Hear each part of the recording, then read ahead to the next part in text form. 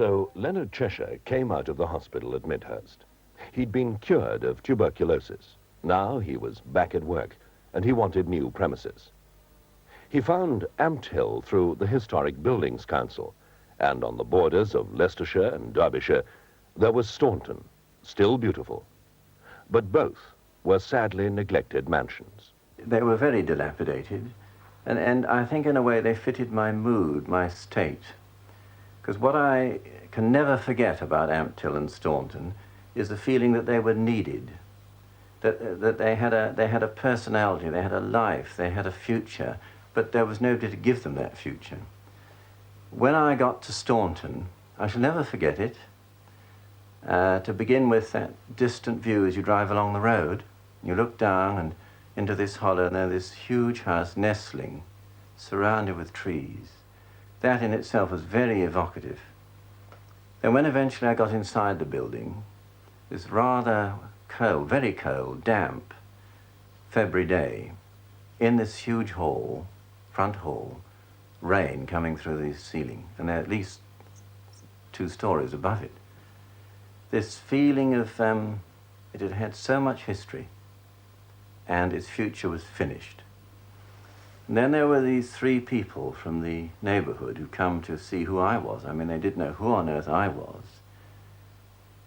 The thing that I noticed was that they loved Staunton. They felt that Staunton belonged to the district, and I could see that they were determined, if they possibly could, to give it a future.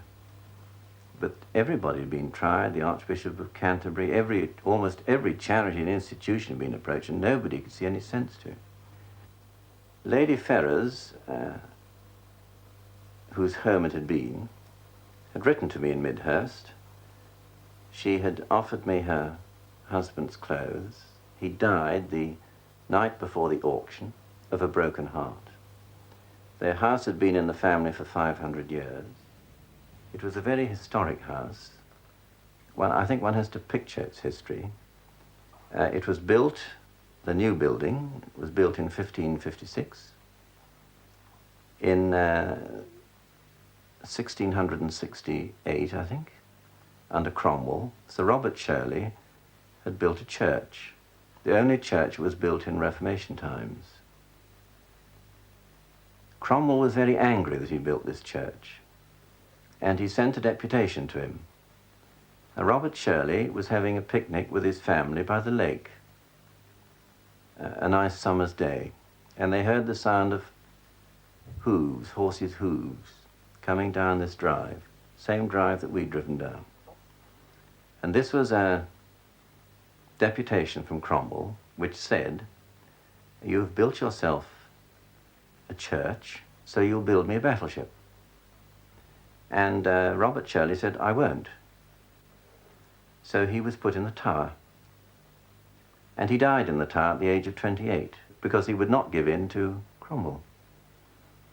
So that was the spirit in which Staunton had started. If we look at the inscription over the church, I think that it epitomizes Robert Shirley.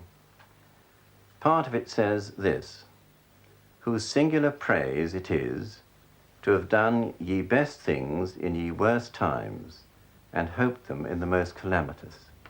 Anybody who reads that quotation is bound to feel inspired. And I think there was something there that made me feel you must respond. Now, Lady Ferrers was ill. She was in bed. She couldn't get up out of bed to come over that day in February. But I said that I would take the house if we could get it away from the demolition firm.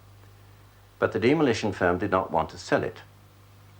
And so a public inquiry was held to determine whether or not the preservation order that had been put on it by the Historic Buildings Council should hold, or whether it would have to be given up. In other words, could the demolition man be prevented from demolishing it?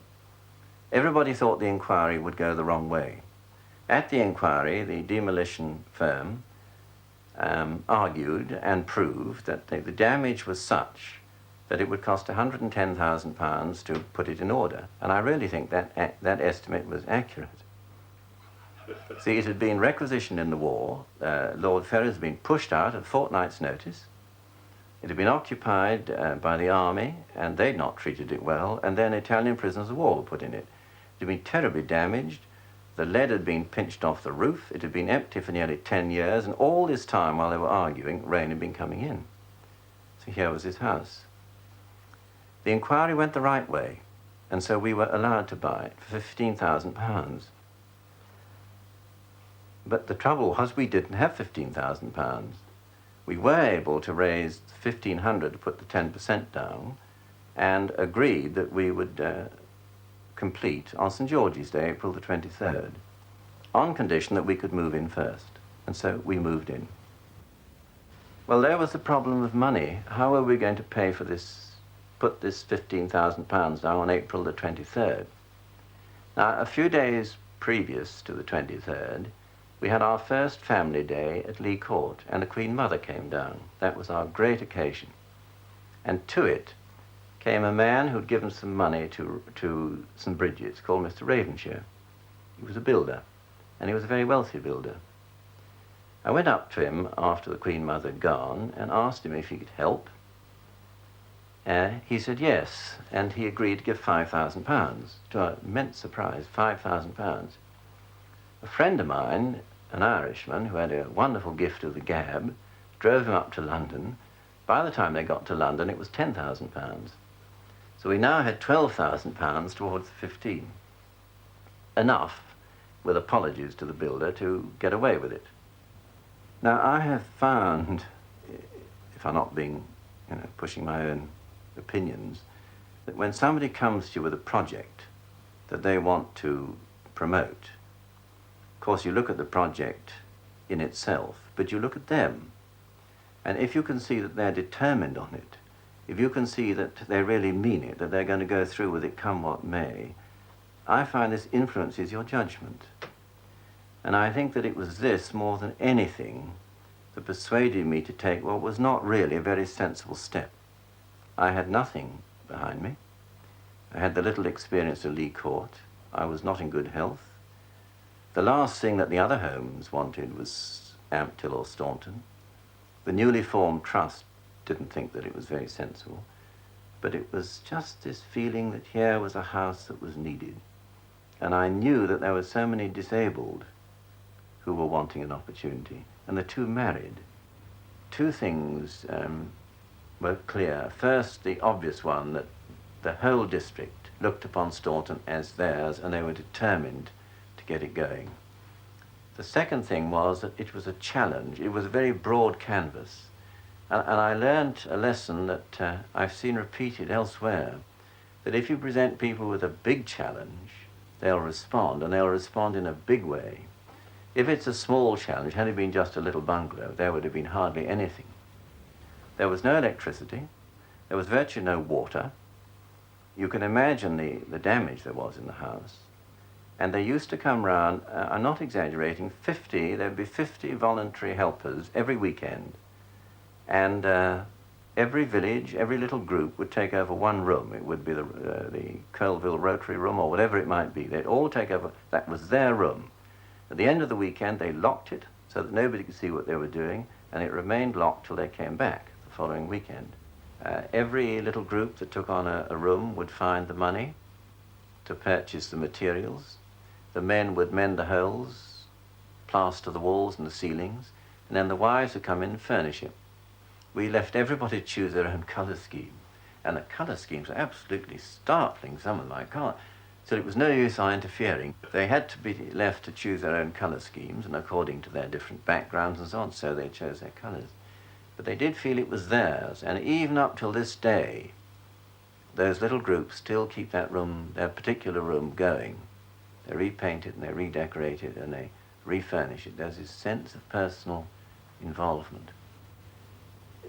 One must remember that Staunton did make a huge difference to Lady Ferrers. I mean, her health was broken, but the moment she saw the house coming back into use, she seemed to get over that illness. She had tremendous willpower.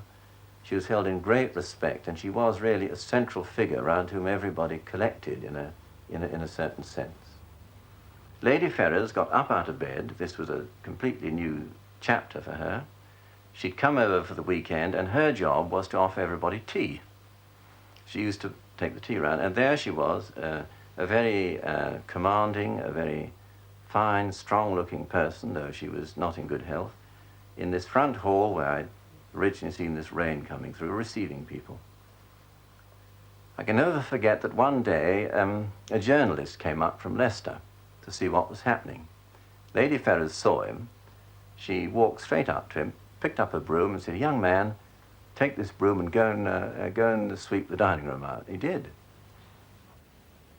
Well, all that year, of course, I was wrestling in my mind with the problem of India. Dare I accept this invitation? We had, in fact, asked somebody to go out ahead of me to have a look at it. But now I needed confidence, and I think I needed the courage to do it. I needed the certainty that it was the right thing to do. And somehow seeing what was happening at Staunton and realizing what human generosity and determination can do, watching it, gave me that courage. And it gave me a feeling that, yes, it was the right thing to do. It was a tremendous step for me to take, although I look back on it with happiness now. I only had a total of £100 to take with me to India, and only one address out there. I was leaving behind me 5 homes that were each struggling very hard. I knew that none of the committees felt that it was the right thing to do, but Staunton persuaded me. And when I looked at Staunton, there's 55 bedrooms, although the work was far from complete. And I saw what had been done just by ordinary people in that short time. I felt, yes. To me, now all the overseas expansion is due to Staunton. And of course the homes that preceded it, but essentially Staunton.